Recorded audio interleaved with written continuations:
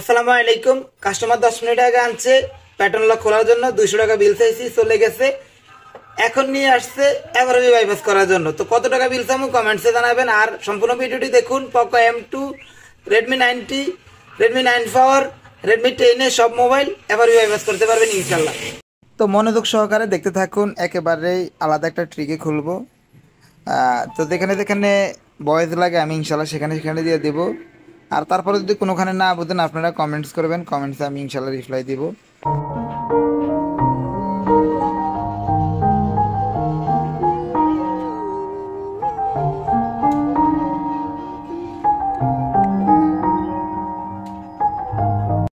তো উপরে বাম পাশে কোনায় ভালোভাবে লক্ষ্য করুন, দেখতে পাচ্ছেন লকের আইকন দেখা যাচ্ছে, একটা লকের চিহ্ন দেখা যাচ্ছে। এটার মানে হচ্ছে এফআরবি বাইপাস রয়েছে, তাই আমি আর সামনের দিকে গেলাম না, পিছনে যাব।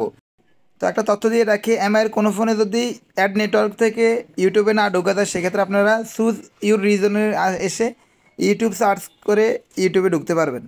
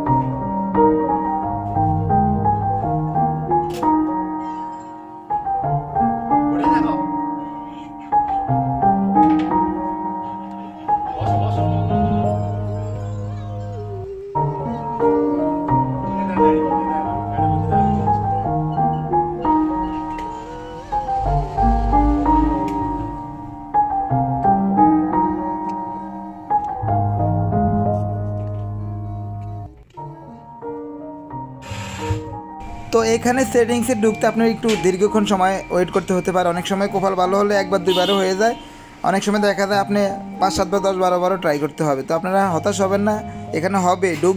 তো আমি এখানে অনেকবার ট্রাই করার পরে একবার সেটিং অপশন আসছে, ভিতরে গেছে।